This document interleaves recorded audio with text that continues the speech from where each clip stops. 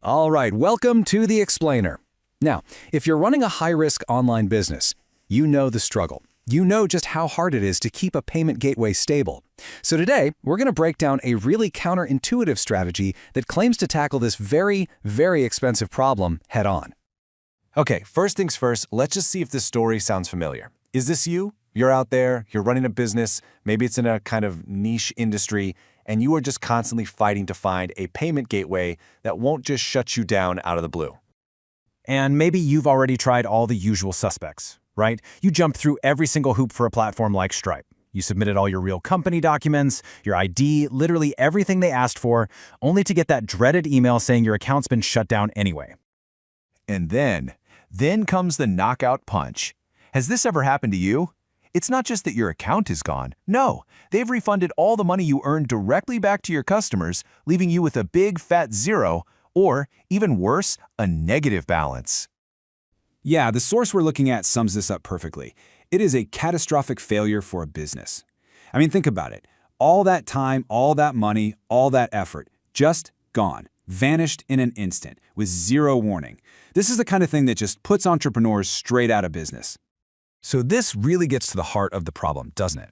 If you're in one of these high-risk categories, finding a reliable payment processor is this constant, super frustrating battle. It makes you wonder, what would the perfect solution even look like? Well, according to the source material, the ideal processor, especially when you're just starting out, is one that just gets out of your way, you know? Forget all the complicated verification stuff. The real goal is to get an account up and running fast and easy, without having to jump through a million administrative hoops that, let's be honest, probably lead to rejection anyway. Okay, so keeping that wish list in mind, the source we're analyzing proposes a solution. And it's one that most people in this space would probably laugh at or just dismiss immediately. It completely challenges what everyone thinks they know about one of the biggest names in online payments. And that's the million-dollar question, isn't it? If Stripe and all the others are a no-go, and you need something simple but stable, where do you actually turn? The answer is, well, it's probably going to surprise you. Yep, PayPal. I know. It's the very same platform that high-risk merchants are usually told to avoid like the plague. But the text we're breaking down here argues that it's not just an option, it's the strongest option. And this right here, this is the frame for the entire strategy. See, the common wisdom says PayPal is just way too dangerous. You've got those super easy customer disputes, the quick account freezes, but the source's argument is different. It says, look, these aren't random surprises. They are known variables, and if you know them, you can manage them. This really gets to the core philosophy of this whole approach. The secret isn't finding some magical, risk-free payment gateway. Spoiler alert, that doesn't exist. It's about learning how to manage the risks. It's about understanding the specific weaknesses of a powerful tool like PayPal and then systematically taking them apart. So what are those big risks? The source basically boils it all down to just two major vulnerabilities when you're using PayPal for a high-risk business. Just two. And the claim is, if you can solve for these two things, you can actually make PayPal work for you. Okay, risk number one is the one everybody knows and hates: disputes. And what's interesting is the source points the finger directly at that famous yellow PayPal button. Why? Because it makes filing a dispute so ridiculously easy for the customer that it becomes their go-to move for any little issue. And every one of those disputes, of course, puts a huge red flag on your account.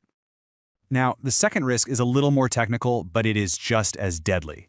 See, PayPal's system, it can see the URL of the website where a payment came from. So if that URL points to a site that's clearly in a high-risk industry, their automated bots can flag and restrict your account instantly. No human review, no questions asked, just boom, you're done. All right, so we've got two very clear problems on the table. Disputes are too easy, and PayPal can see your website. So now let's dive into the two-part solution that the source claims directly neutralizes both of these risks. First up, we have part one of the solution. This is a tool designed to tackle that first big risk we talked about, the crazy high volume of customer disputes. So how does it work? Well, first and foremost, it gets rid of that yellow PayPal button. It leaves only the option to pay with a credit or debit card. And apparently that one simple change makes it much harder for a customer to start a dispute. But it also does more. It strips out sensitive info from the transaction. The product name, the image, they're gone, replaced with just a generic order number. Okay, on to part two of the solution. This tool is all about addressing risk number two, stopping PayPal from ever seeing your high-risk website's URL in the first place. Let's walk through how this redirect works, because it's actually pretty clever. So your customer is on your main high-risk website. Let's call it Site A. When they go to pay, they get silently redirected in the background to a totally separate, low-risk checkout page, Site B. Here's the key. PayPal only ever sees the safe URL for Site B. And for the customer, the whole experience is seamless. They have absolutely no idea they ever even left your main site. So that's the theory, right? That's the mechanics of it, a two-pronged attack to make PayPal safer. But the big question is, does it actually work in the real world? Let's take a look at the results that are claimed in the source material.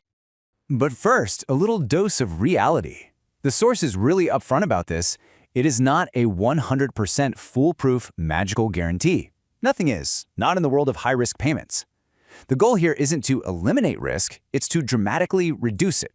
And here we go, the first major claim. By putting these changes into place, especially getting rid of that yellow button, the source says they see a 97% reduction in customer disputes. I mean, let that sink in. 97%, that's a massive number, and it completely changes the entire risk profile of your account.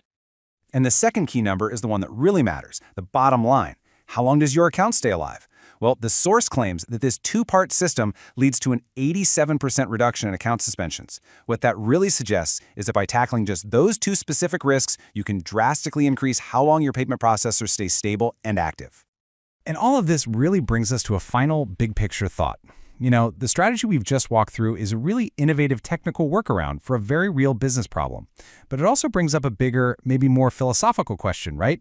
Where do you draw the line between just being clever with risk management and the kind of transparency that financial partners like PayPal expect? How do you balance those two things? That's definitely something every business owner in this spot has to think about. Thanks for tuning in.